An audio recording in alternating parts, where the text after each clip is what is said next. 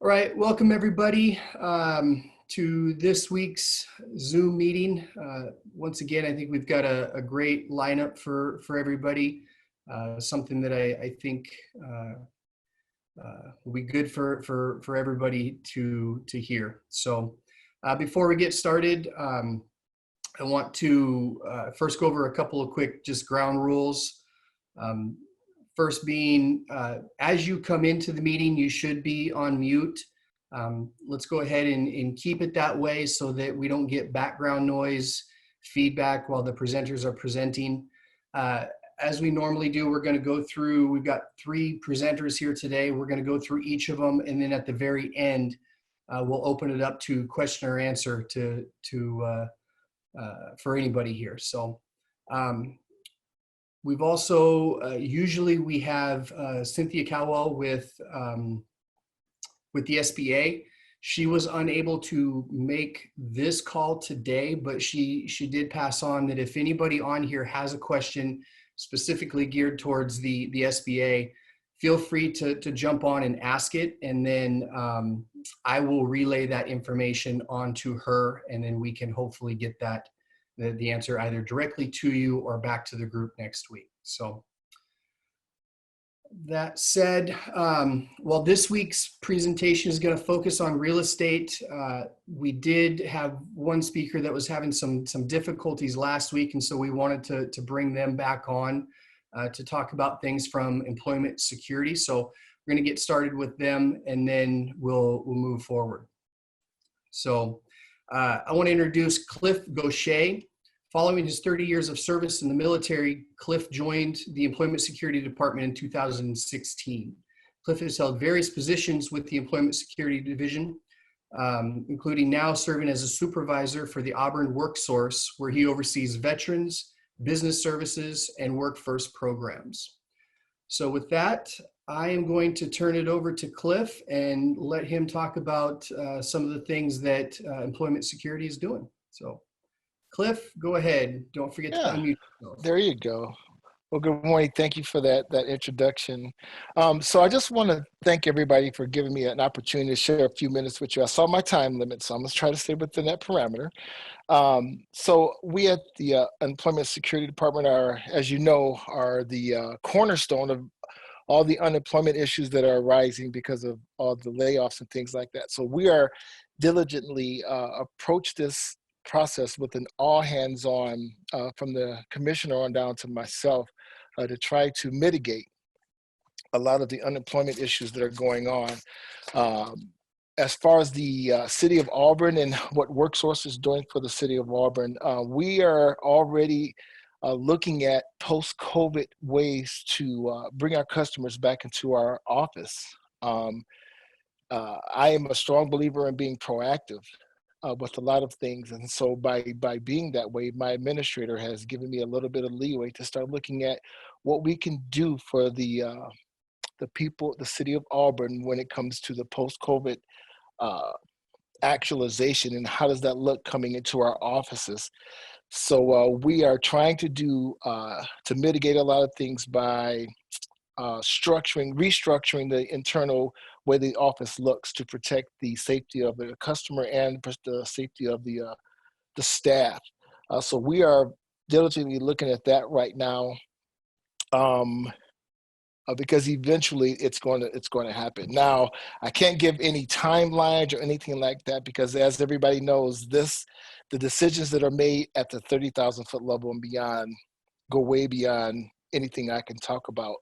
But once it comes down, I'm sure that the announcement will come out and we will be ears on the ground, making sure that we are ready to receive the customers coming into our agency. But right now, I couldn't even give you an estimate of time. But I will tell you that what I've done is I brought the other supervisor from Auburn. Her name is Navina Cordy. She's on the phone with us also. And she can probably give you a little bit more intel or information about another aspect that she is currently working with the agency. Navina? Unmute. Navina? I see you. I see I'm her Yeah. over here, but I sorry. I was having Oh, issues. there we go. oh. So if you want to just go ahead and give everybody a brief description of what your task is in the agency and how you're helping our customers. Yeah, so what we're doing is we have a toll-free line, and on the toll-free line, customers call into the line, and there's about 300 people on the phones to actually answer questions, see how they can maybe triage the calls up to UI, so we can kind of be a buffer for individuals who are needing some questions that could be answered from work source applicants versus going all the way to the unemployment individuals and then holding up that line that's already long with people who really have pressing like fixes that they need on their unemployment um, programs. Does that kind of help? Is that Thank you. So I know one of the questions that it's on everybody's mind is when I call the unemployment line, I'm on hold for so long. Can you give them an idea of why that's going on the way that it is, Davina? so everyone in the state of Washington that's calling the toll free number for questions on the CARES Act and questions on just the regular unemployment, they have to call the same number. So it's one central base that it's never been overwhelmed the way it is. For instance, unemployment claims in the last 7 days are more than the claimants that are.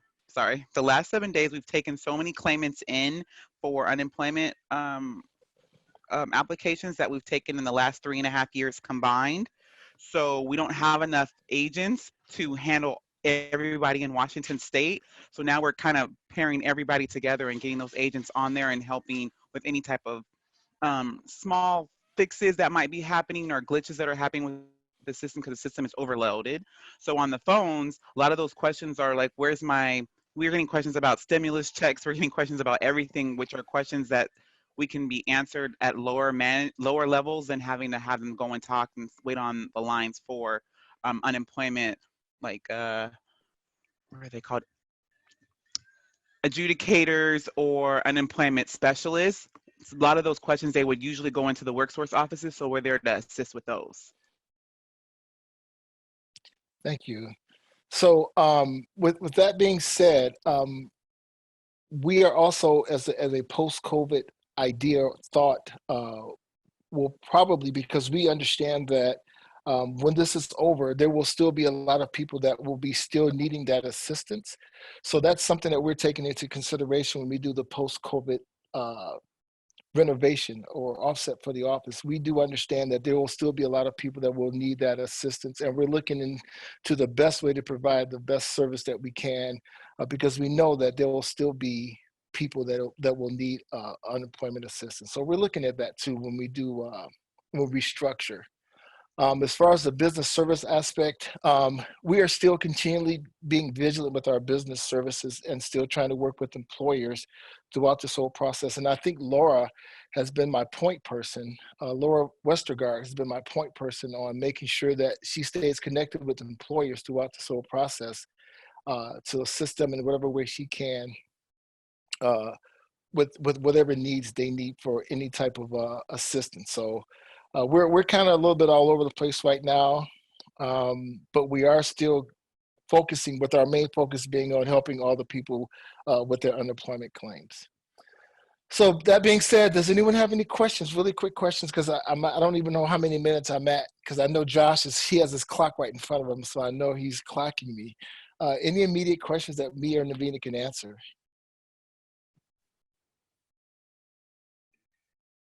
That's all right. So we don't have any right now, but Okay. let's give that a second to sink in, and then we'll open up for questions and answer at the end. Okay. So moving on. Thank you, Cliff and Navinia for jumping on and providing your guys' take on WorkSource and how you're able to help in the community and help with the recovery post coronavirus, because I think we are getting to a point where we're starting to see that trough and kind of maybe that balancing point where things should start coming back. And so, you know, there's a whole nother set of challenges that we've all got to be ready for and be diligent about as we move forward, starting the climb out of this. So that said, we're gonna move on to real estate. So I've got two great speakers on here to share things from their perspective today. We're going to start off with David Azos. David is the CEO of Azos Commercial Properties. Azos specializes in commercial leasing and sales while also providing property management services. He's been involved in real estate since 1977. David is a member of the Washington State Association of Commercial Realtors and the Rental Housing Association, and has served on numerous association boards. So I've asked David to come on and just talk about things from his perspective. I know these guys most from dealing with them through their property management arm.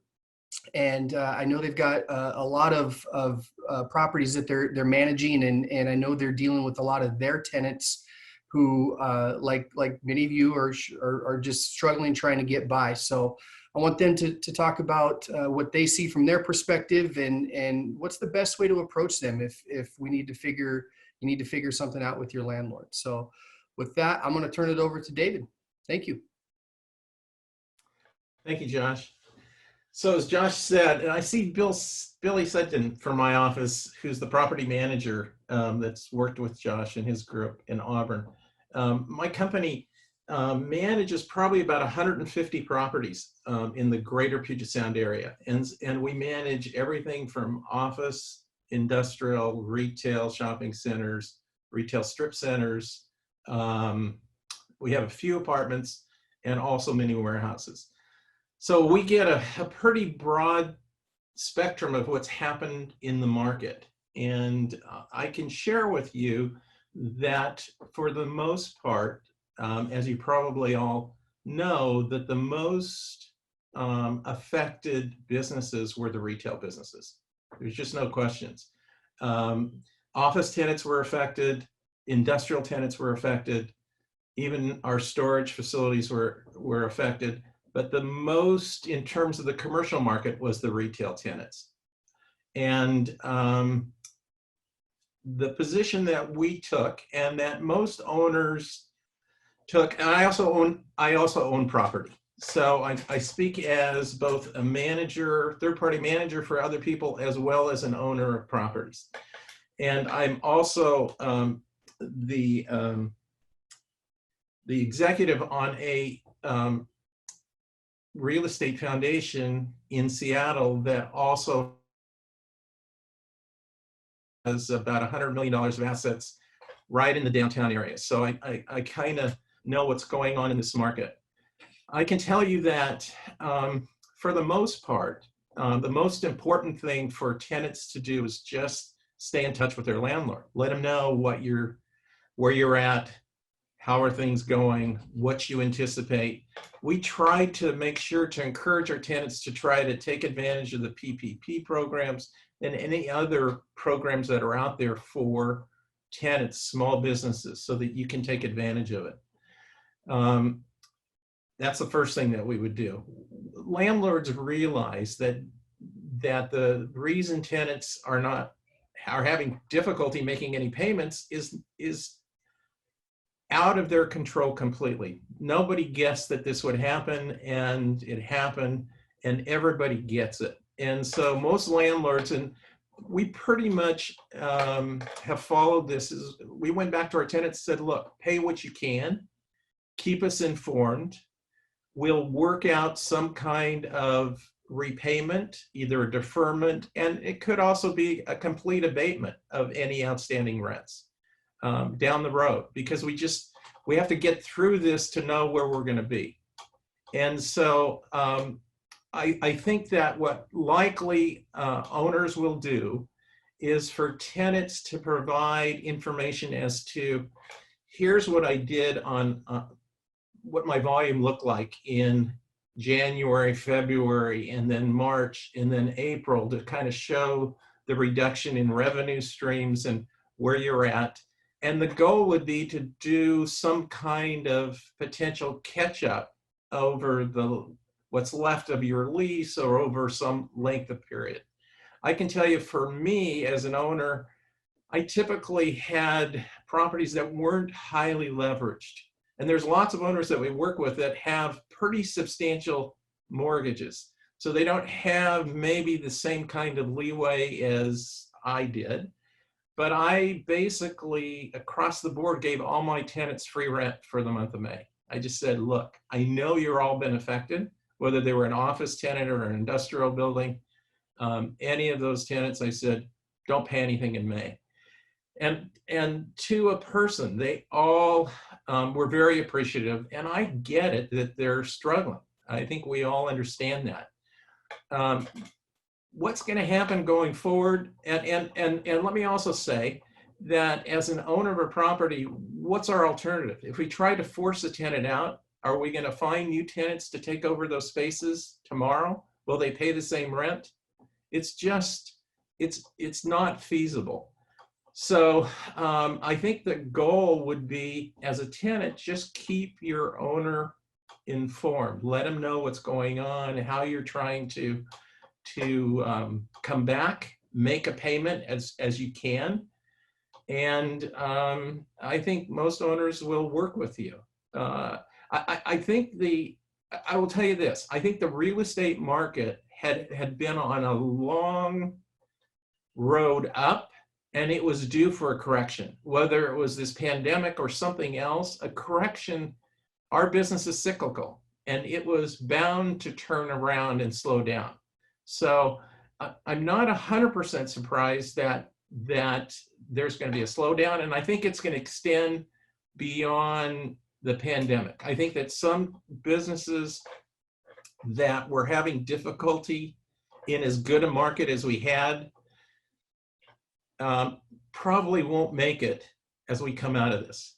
And we already know a bunch of bankruptcies and all kinds of things that have happened. National tenants, I will tell you, especially national retail tenants for the most part, basically came to landlords and said, we're not making any payments as soon as the shutdown happened. Says and have said, we will sit down and work with you going forward, but not really prepared to really sit down and talk yet. I do know also some national food restaurant chains that came back and said, look, we are just not making it, or we're not open. We've laid off most of our staff. Maybe we are doing some takeout, and have come back and said, when we get open again, we'd like to pay you percentage rent. And I can tell you from 40 some odd years being in the business, in the old days, percentage rent was very common, and especially for the retail businesses, not for industrial, not for office, but for retail it was. And Kemper Freeman, for instance, at Bellevue Square, all those tenants are on percentage rent. And one of the reasons they had it was so that you knew what kind of volume they were doing, and you knew if somebody was not making it, you could probably tell by looking at their percentage rent numbers. You could tell. And the typical percentage rent is somewhere in the neighborhood of, we had grocery stores. The old days, Safeway, Albertsons used to be on percentage rent against a minimum. And those percentage rents were like 1.5%, 1.75%. To like jewelry stores could be 8 or 9%, restaurants around 6%. So I think we're going to find landlords, at least my opinion is, that we will work with tenants, especially in the restaurant part, because if they have to have this separation and can only serve half of what they used to in the past, they're not going to be able to pay the rent that they did before. And I think we will be looking at using percentage rent with some kind of minimum as a way to keep them in business. I don't know what else I can tell you. I think that tenants, we get it that you are suffering. So, but understand that landlords don't necessarily, mortgage companies have not come back to landlords and said, oh, we know that your tenants may not be paying rent, and we are already proactively allowing you to defer making your entire mortgage payment or giving you some kind of 60-day reprieve. That hasn't happened. Lenders are not necessarily reaching out to us.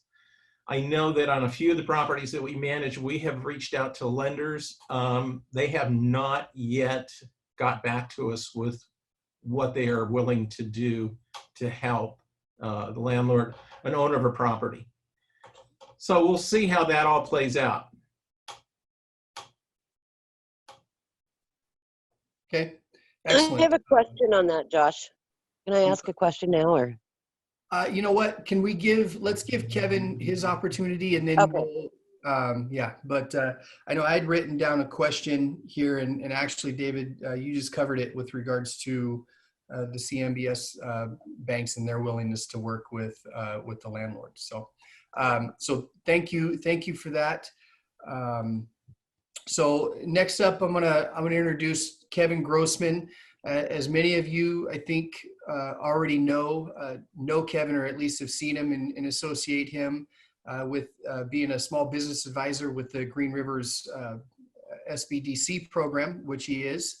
But what many of you may not know is Kevin has also spent 20 years representing businesses in with their facilities through leasing, renegotiating, buying buildings, and other operations.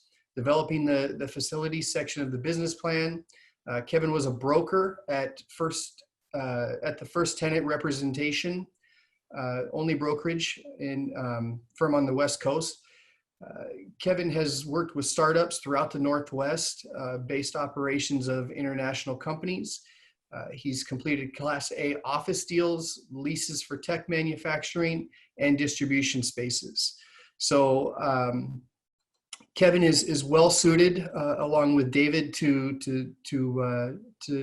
bring us some information as what he sees on with commercial real estate and where it's going, and ways that we can help ourselves. So with that, Kevin. Thanks, Josh. David, I really appreciate your comments, and I wish more landlords and property managers had the bigger picture perspective that you bring to the table. I've got a number of clients I'm working with right now that have landlords that aren't quite as enlightened about the value of keeping their tenant whole. And I think it's to their short, they might win in the short run, but they're going to lose in the long run the way they're going. So thank you for bringing that perspective to the table.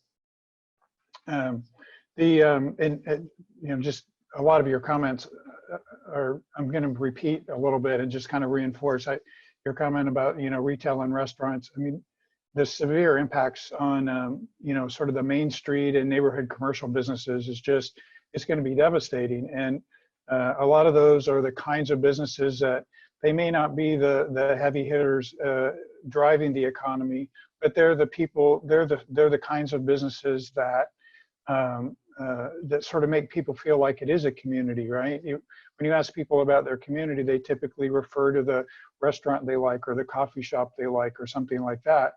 They don't usually reference the quiet manufacturer out there in the middle of the industrial zone because they probably don't even know they're there. So,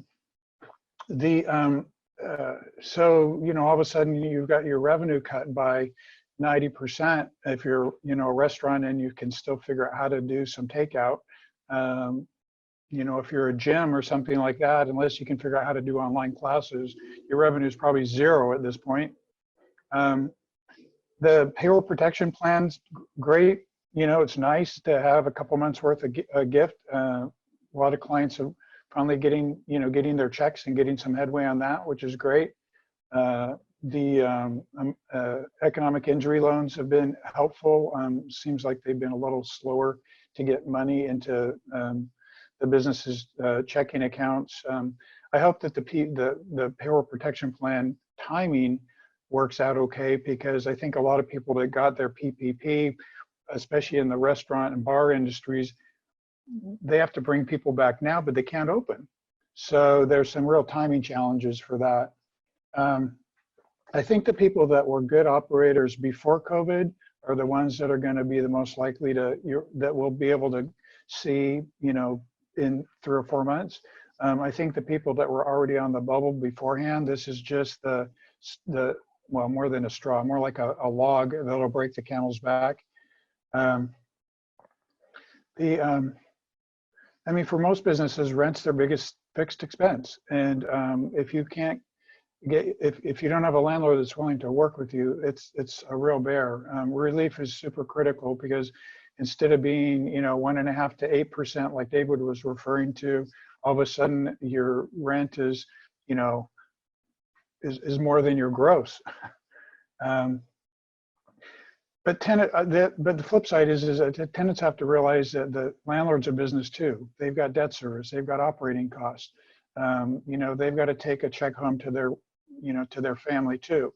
So, you know, when as a small business owner, when you appeal to the landlord for a break, realize that they're in a similar boat as you, maybe a little different. Hopefully, if they're not over leveraged, they have more room to work with you than maybe you do to work with them. But keep that in mind. And toward that end, have a plan. Don't just go ask them for a break without having some idea of what you're going to be doing.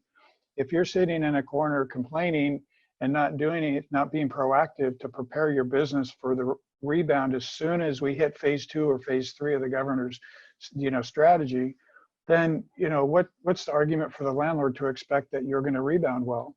So, you know, have a plan, think about it, and think about the landlord as essentially an additional lender, right? Because they're helping you out. You've got their asset and you're paying them to use that asset to run your business. So, you know, think about it as a partnership almost, right? How do you, David mentioned communication, and that's the first place I go with everybody that starts talking about their leases. Have you talked with your landlord? You know, have you told them what your sales are relative to what they were? And, you know, if you're retail and you're based on traffic, you know, even after COVID calms down, what's the traffic going to be like in that center? And so I didn't know that there was a trend toward percentage rents or people requesting moving to percentage rents, but that makes a lot of sense. And it seems like it's a good way of sort of sharing the risk between the landlord and the tenant. Position, you know, as the business tenant, you know, think about from the landlord standpoint, how you're valuable to them, right? Because without occupied building, they don't have money for their mortgage and distributions and operating costs. So you're valuable to them if you're alive. And so if you can help them understand how their assistance to you now helps keep you as a long-term asset to them, being a paying tenant in their building, you know, they're gonna want to work with you. Josh asked me about kind of what my thoughts were about maybe the market going forward, which, you know, my crystal ball is probably as foggy as anybody's, but it does seem like whenever the economy takes a big hit, the market gets soft. Like David pointed out, we've been on a roaring run here, and I mean, a lot of folks were anticipating an adjustment of some sort anyway, even, you know, even some time back. So this just exacerbated that whole thing and maybe made it even more pronounced than it would have been if it had come more naturally anyway. So if demand goes down, vacancy goes up, you know, landlords are going to be in a position where they really, really want to keep their good tenants, because if you leave, you know, whether it's going out of business or because you're mad that you didn't get the rent break, and so as soon as your lease is up, you leave, then that's not good, because now they're going to have an empty space in a soft market. So there really are a lot of win-win opportunities for the conversations if you as the business tenant can keep in mind what the world looks like to the landlord as well. So let's see, some landlords are in a box because they'll have loans that have covenants in them that say, hey, you can't renegotiate your lease without our permission. And as David pointed out, a lot of lenders haven't been exactly burning up the phone to call their borrowers and say, hey, we're going to cut you some slack. The SBA loans are kind of interesting because the SBA loans automatically gave people a 6-month break. I was talking with somebody the other day, it's got a 504 loan. They said, the money's still on our account. That, you know, they didn't pull the loan payment last month. So so that was interesting. That I assumed that was going to be something people would have to apply for. It just came automatically. So that's nice. And that's going to help people that happen to have an SBA loan, but that's probably a pretty minor part. And it's definitely not more of the investor kind of owners for real property. I think, you know, for landlords to get caught too hard because too many of their tenants go out, there's going to be foreclosure issues, and then the tenants are going to have to deal, you know, with the receivers and the bank REOs officers. And I think it's better for the tenants and the landlords if you can keep the tenants and the landlords whole instead of going down that path. Let's see, what else? I guess the kind of the big picture comment is we're not really going to know for, you know, probably 9 to 18 months what's going on. I think because I think we don't really know what's going to happen. You know, even once we get to phase 2 and phase 3 and hopefully phase 4 at some level, are people aren't going to just sort of say, oh great, you know, let's all storm the restaurants again. That's probably not going to happen. The restaurant clients that I've got, they're assuming that it's going to be 9 to 18 months before things are remotely back to normal. Just because, well, for one thing, you've got to, you know, you might only be able to seat every third table or every other table. But even more than that, the customers aren't going to feel, a lot of customers are going to be hesitant. And so it's going to take a while for that mindset to change from, we have to hunker down to beat this thing. And then you know, it took us a couple months to get where we're at. It's going to take a few months to get back to thinking about going out and spending money again too. So those are kind of the comments that I had to, hopefully that was a helpful addition to the conversation.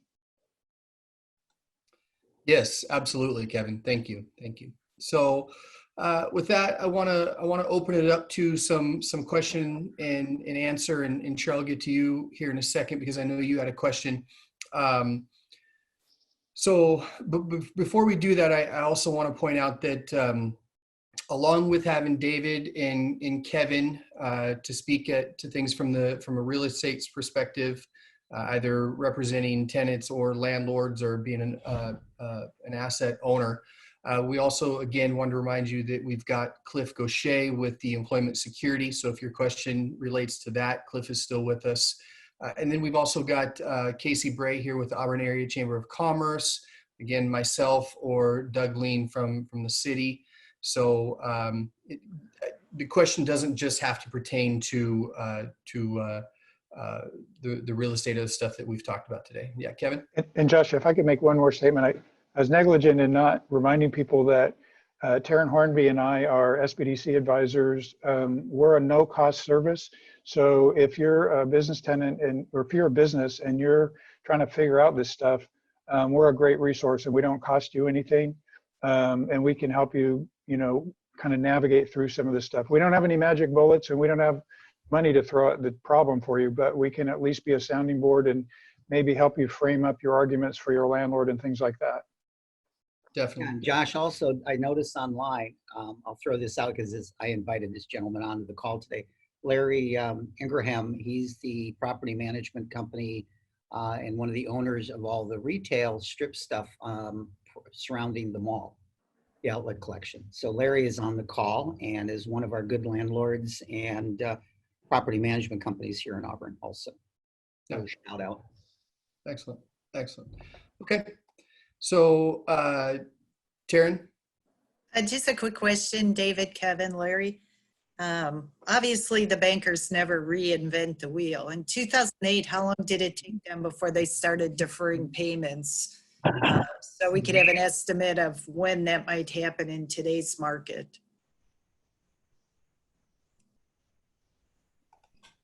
I'll say it took them a long time. They were not quick to react. And you have to understand that typically they sell these loans in packages to groups. And so there's a servicing company that handles it. It's lots of times it's not even the lender that you started out with. So there's somebody else that's in there. And they weren't fast to work with landlords. However, the flip side is what are they going to do? I mean, landlords can, if they want to, no different than a tenant that just doesn't pay rent, say, look, this is all I'm bringing in. I'll pay you X amount of dollars. That's all I can do. The lenders then are faced with, do we want to take this property back? Just like a landlord on owning a piece of property and kicking out a tenant, that space could be empty forever and so if it's been a landlord that pays their mortgage on time, has a great track record, I would expect that they will work with them. But I think the banks are just as concerned as we are. Nobody knows how big this is going to be. How many owners of properties are going to have issues that are going to want relief from these banks? They don't have a clue, and owners don't know, because we've only had, really, we're kind of in the second month. What is the rent going to look like? How many tenants are going to stop making payments as the months go on? Even though we're on the upsurge in terms of businesses getting back and operating, what does that look like? The new normal is going to be significantly different than what it used to be. I personally have not benefited, but on behalf of my clients, which may or may not be your clients, thank you for forgiving 1 month's rent. I can't tell you the stress levels out there and how much that would help those people. Thank you. Thank you. This is Larry. The question about how this compares to 2008. In 2008, regrettably, a lot of the lenders went away. Were taken over with FDIC significant participation, and the lenders were not in a position to forgive. They were in a position to foreclose.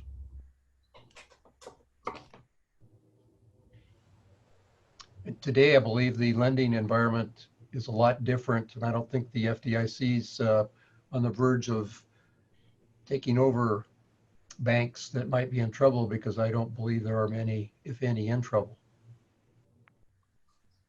Hopefully that's helpful. I think that's a great point. Cheryl, go on ahead and unmuted you. You had a question earlier. I did. This is Cheryl from the Downtown Auburn Cooperative. And what I'm hearing from a couple businesses is there is some landlords that are not willing to work with them, but they're more upset over the triple net. So the city is helping businesses that pay them directly, but for the triple net, and they're not open, and so they're not using anything, and the landlords are really pushing the triple net. Has anybody addressed that or have any ideas on that I can pass on? I will tell you that the triple nets go on. We got a tax break in terms of paying our real estate taxes that was put off a month. I think many landlords took advantage of it, but it was just a delay. It wasn't like you've got 6 months to make that payment. Okay. So taxes, insurance, utilities, all those things go on. Yes, there are some things you can cut back, maybe janitorial, maybe if the building is not open, but there's, for anybody that's there, they want it to, you got to make sure it's clean. The bathrooms are clean, that it's sanitized. Utilities, I understand that Puget Power is willing to work with folks. Maybe there's a little bit there. Landscaping, sweeping. I don't know that landlords are going to stop doing those things during this 2-month time. I know that one of the janitorial companies that we work with reduced their fee to us. I think it was like 15 or 20%, because they realized the building was almost empty, and so they said, even though we're going every day and we expect them to, they did reduce some of their expenses. I don't know if anybody else has. Larry, maybe you've got some ideas. And let me tell you that it's mostly from what I'm hearing, because I'm from the Downtown Cooperative. So it's some businesses on Main Street. that have to pay triple net that are not getting any kind of break as far as their water, electricity, and they can't be open. I think one of the challenges with the smaller buildings that aren't institutional owners or aren't necessarily very large landlords, they may not have the depth financially to work with. I mean, it may be that they're being insensitive, or it may be that they just don't have room to, that they're already not cash flowing well in the first place. This Larry, the largest, in our case, the largest elements of the triple nets are really not controllable. We can cut back on things that we don't want to cut back on, like cleanliness, like parking lot cleaning, landscaping. Hard to justify cutting those back. And even if we could, there's really no relief on the insurance and or real estate taxes, except for when they're paid.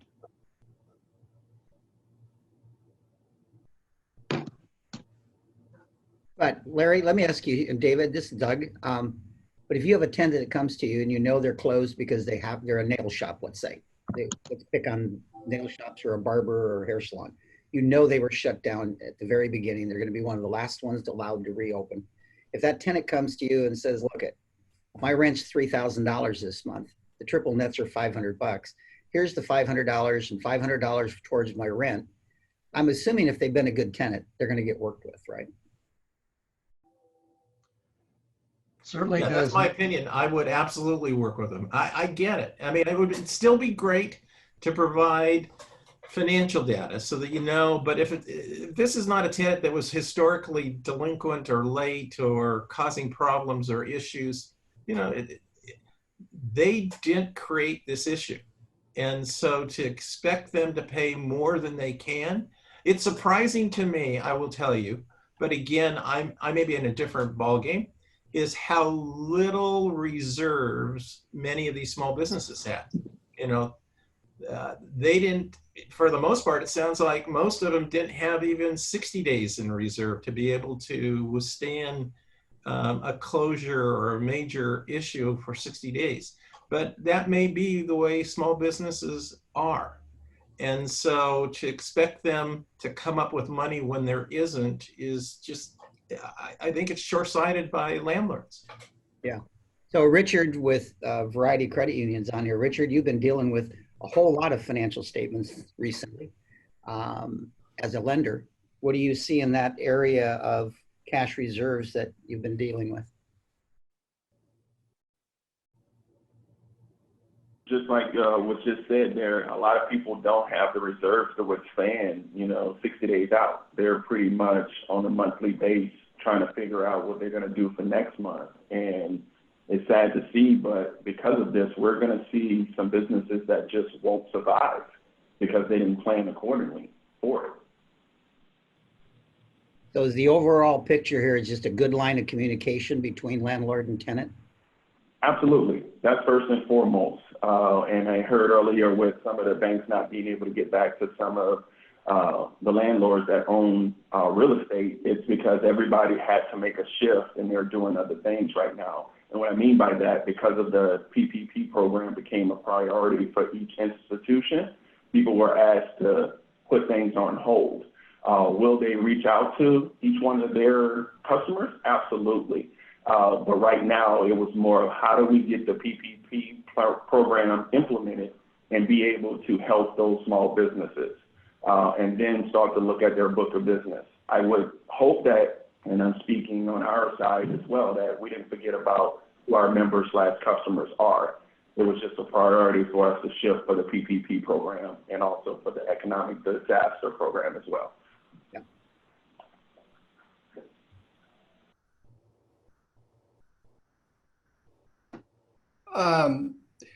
I'll ask a question, and it's really more of a further dive into something that both David and Kevin had mentioned earlier. But both of you had mentioned the a percentage lease. I'm feeling there's probably a number of folks on here that might not fully understand what that looks like and what why that could be beneficial to them and what some of the numbers might look like. So will one of you explain that a little bit more? All right, I'll start. So percentage rent, again, for retail stores, let's say it's 6% and the rent is, you can back into a minimum rent. So a landlord wants, let's say, $1,000 per month. You take 1,000 divided by 0.06 and you got a number of what that volume is that they need to produce to pay the $1,000 per month. And anything above that, then the tenant, so anything below that, they pay the $1,000. I mean, I'm just choosing a number. That's the minimum that the landlord will accept. Anything above that, the landlord gets 6% of the revenue beyond that minimum of $1,000. It could be any number. I mean, depending upon what your rent per square foot, a landlord can back into what that looks like in terms of percentage rent and what a landlord is willing to accept in terms of the base minimum rent. And is that's based on gross receipts, not net revenue, correct? It's gross receipts, and typically in the old days we would request that the tenants provide us a copy of their excise tax or sales tax statement that they provide to the state. So it's backed up by something that is tangible, so that we have that backup for it. Now, I will tell you, one of the reasons we moved away from percentage rent years ago, or not, was that there was a lot of people that have paid by cash. I know that in the nail salon that's here on Mercer Island, my wife goes, the lady makes it clear, if you pay me cash, it's a different price versus you put it on a credit card. And the question then is, does that cash ever get recorded? It may not.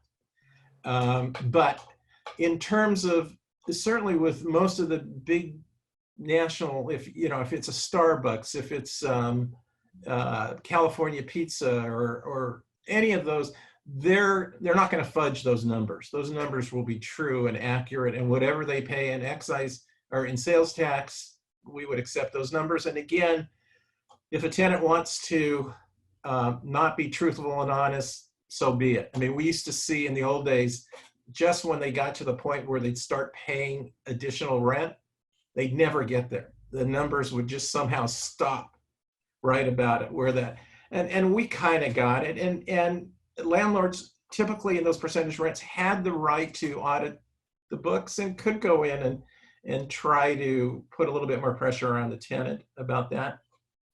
Again, different times. Yeah, my background's more in the office and light industrial side, flex tech space and stuff like that than retail. So I'm glad David explained that. I mean, I understand that conceptually, but I haven't done a lot of retail leasing. I do think that the folks outside of retail probably, for a lot of them, haven't had as deep a hit, but a lot of them have had a substantial hit. And so they're able to come to the landlord and negotiate from a little bit different position where they're only asking for maybe a 25% break or something, instead of if I'm a restaurant, I really need like a free month. I need a deep break in order to weather this thing till I can come out the other side. So Larry, do you have anything to add? In the olden days, percentage rent, especially with the supermarkets and the drugstores, the pay and saves and the earns, that was a significant factor when they were able to command the very best location in the marketplace. Today, to back up to a previous question or comments about landlords that don't work with their tenants are not very smart. the objective here is to have people survive so that hopefully they can thrive when this is behind us. However, in the tenant selection process, for those of us that were in this side of things in 2008, it sounds like there are a number of, well, I'm sure there are throughout America, a number of tenants who are in that, maybe they have a month or 2 months of reserves behind them. Those folks are in big trouble. Our selection process is maybe a little bit different than that, or we thought it was a little bit different than that. But those requests for relief are not unique to the mom and pops with 2 months or less reserves. Corporate America can unabashedly ask for relief when they, some are taking Chapter 11, some are going out of business, but some are not. And I think the property managers need to be prudent, and I'm sure they are, in not accepting every request at face value.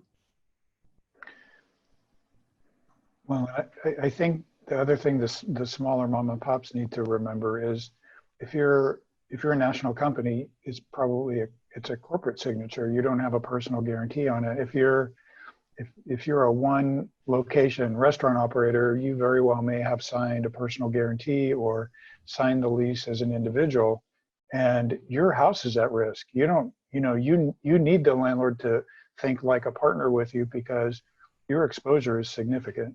And I get sad and upset when I have clients come to me that think that they can just walk away. And it's like, no, you have equity in your home. They will go after most landlords, because the landlord's got to keep their numbers, they've got to pay their debt too. So, if you've got a personal guarantee, that was part, but I'm surprised at how many business owners either didn't read their lease or didn't understand it or something. And now that now that it's challenging, they really need to have candid conversations with their landlord to explain to them why the landlord should help them, and why they bring value to their landlord. That's great point. I think we have time for one more question. Is there anybody else still remaining? Do we have a question? Can I just weigh in one more time then, if there's no other questions? I think we got one here, Kevin, but. Oh, sorry. Jake. Yeah, actually, not so much a question. I'm a CPA here in the Auburn community, and I've helped a few hundred of my clients now get the PPP funds. And there was just a brief discussion about the use of those funds, that they need to be, how they need to be used for payroll by a certain percentage. And some people don't have their employees working for them again, but now they can, continue to pay them regardless of whether they're working or not. And that's the idea of the program, is that they can do it. And one of the things that we've done is prepared a good report and a tool for these clients of ours to say, this is exactly how you want to use the PPP funds. And whether you have employees working or not, and use it so that you don't have to repay it, because that's what a lot of them are concerned about. And we're also providing some coaching to businesses, about 100 a week now that are in the session, where we're as a firm, we're coaching the businesses on, this is what you need to do to get ready to get live when we start in this next few weeks to go live. You actually want to be in the forefront. You want to be on the front line saying, we're already ready to go and live and have it happening. So it's kind of fun, being on the end of it, that's saying, hey, let's be proactive and make things happen. And so I don't know if I can offer that out, or, just tell people that, provide those resources, I guess is what I'm saying. Make it available to business owners, and maybe to SBDC if it's a resource that can help them. We're also talking about helping the banks in the reconciliation of the forgiveness of the debt later, and if they need that assistance, and essentially like a mini audit or test engagement, be glad to help out. That's about it. Thank you. Yes. Just a quick question. Now that we have the experts on the line, if they could look into, like Kevin said, the cloudy crystal ball, what do they view as the outlook? I'm just very curious. I might share something. I think that for sure, the size of offices that landlord or that tenants occupy will change dramatically. We have moved over the years. I can remember when I first started, everybody had a private office. All my managers had private offices. We went to cubes. Now you don't even have the same desk all the time, and we're down to 100 square feet or less, or 125 square feet for office. I think with so many people working from home and most of the businesses still carrying on business, I know for my employees, we've really been able to carry on really with working maybe only a few people coming in the office once a week. And so I think that when we come out of this, more tenants, more employees are going to say, why can't I work from home? You can see that I can do it. I can come in one time a week. I can be just as productive. And I think maybe owners of property, owners of businesses will say, you know what, you're absolutely right. And we could shrink our office space. I think office space potentially is going to, the amount of square footage that tenants occupy will change, and there'll be more space. I don't know that retail, I think that retail businesses will change. I mean, I think that restaurants, the amount of space around restaurants is going to be bigger now. I mean, I don't think you're going to see us crammed into such a small space. I think that those days may be past us. I don't see a lot in the industrial market changing significantly, but I certainly see some changes in the office environment. David, to your point, JLL came out with a national study about a week ago, and they were projecting a shrinkage of about 15% within 12 months in the office market. Yeah, it doesn't surprise me. Kevin, you had a comment that you wanted to add. Oh, no, just kind of a global comment about, stay in communication. If you're the small business that's the tenant that's struggling, communicate with your landlord, communicate with your vendors, keep in touch with your customers, and use this downtime to plan what you're going to do as soon as you get to the phase 2 or phase 3 or whatever phase you need to get to where you can, ramp your business, start clawing your way back, get your business revenue back again. Yeah, I agree. Realize that you're, and David touched on this earlier, you're valuable to your landlord as well. So you're a piece of the overall puzzle. So, hey, if there's time, a quick comment on the office environment. Many colleagues in my industry have reiterated that this working from home is not all that it's cracked up to be. The efficiency is not so hot. And I know from personal experience and a number of calls that I've participated with staff as well as clients and vendors, there's with two working from home households, two parents working from home households, there is a strong desire to get back to working in an all-adult environment. Yeah. I was on a call recently, anecdotally, where the gentleman I was talking to took the liberty to go to the refrigerator, and as he pulled open the door, his 8-year-old son was behind him and took his elbow right in the chin. The call was abruptly interrupted. Casey, what do you hear out on the street? Well, I'll be honest with you, even when I talk to my landlord, and our triple net doesn't even cover our, it's very ambiguous of what it covers. We haven't seen anybody come around sweeping, doing anything on the outside. It doesn't cover any of our electricity, nothing in. So we're still having to pay that. We're also, there was no relief to try to work through anything except for the fact that they couldn't charge us late fees. So, you know, we have a huge office that we rent to tenants.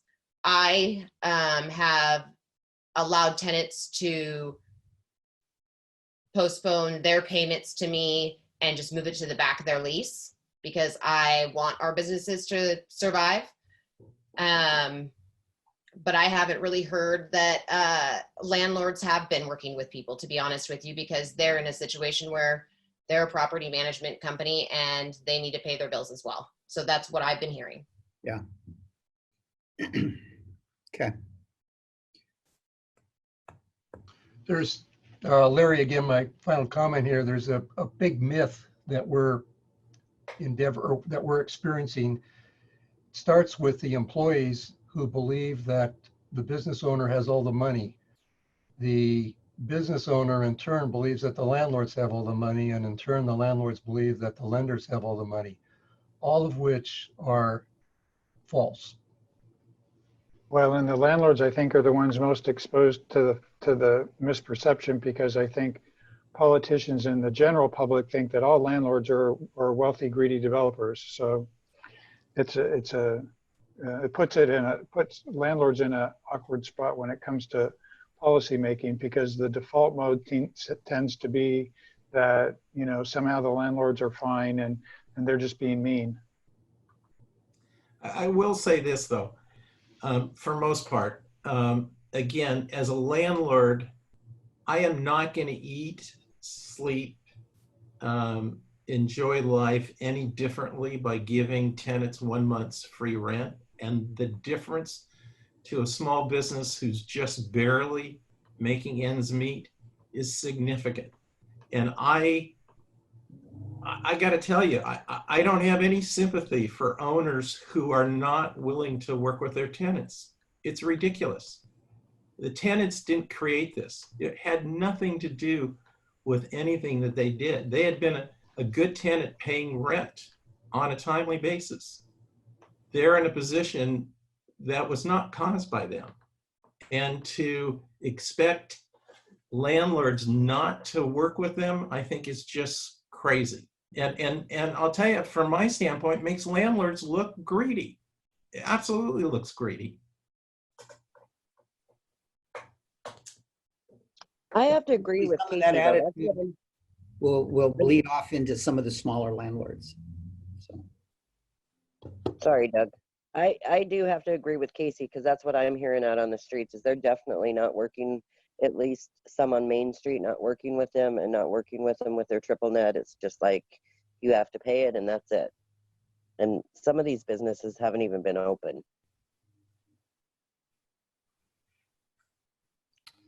Yeah, well, like Larry said, you know, in terms of the triple net, there are certain things that regardless of what's going on in business being there is no reprieve. There's things that need to get done that are paid through the triple net.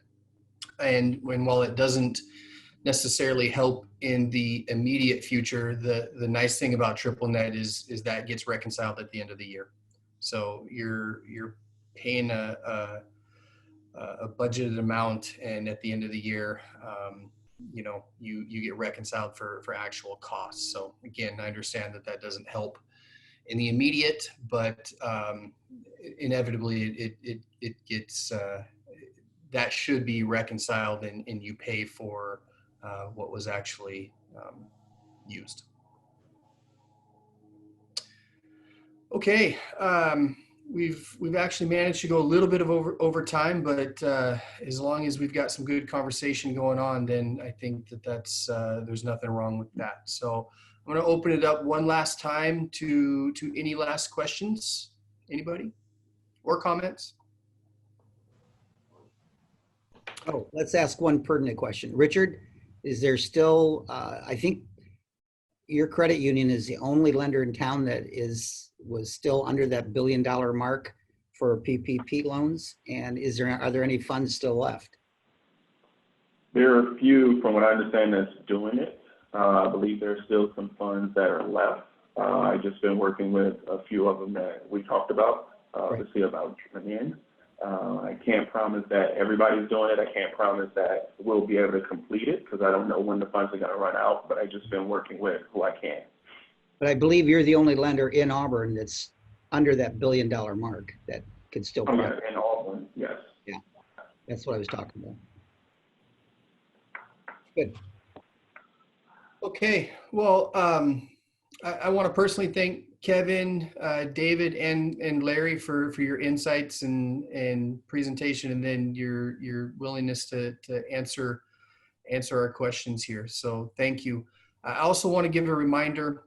We do record each and every one of these videos that we do. So, you know, if something strikes you in the middle of the night or, you know, from this, either, you know, this meeting or those in weeks past, you can find them all on our website. We were able to get these turned around and posted up onto our website rather quickly. So I wanted to make sure that everybody remembers that. With that, next week, Casey's put together some speakers for next Thursday's meeting. Casey, I don't know if you want to put a quick pitch into that or just wait and see. I'll leave that up to you. So I can speak to it next week. I think it's a appropriate time. We will be having multi-care occupational medicine there. They will be speaking about ways to help our businesses that they already have in place, for businesses that need to know techniques, how we're going to start doing business again. It's basically get back to business readiness from their end that they can help with, but then also they want to have feedback from all of our members and our businesses that can supply what their concerns are to getting their employees back there working, their concerns with how to make sure that we are protecting ourselves and then also our customers. So it's a great thing for our businesses to think about ahead of time and bring that to the table as well, because Multicare wants to be able to help in any way possible. Great. Thank you. Same time, same place, Thursday at 1:30. Works for me. So it shall be. All right, everyone, thanks again. Again, thank you, David. Thank you, Kevin. Thanks, Larry. Really appreciate it. Richard, you as well. Rosie says thank you. Buy local Auburn if you haven't heard us say it before, right?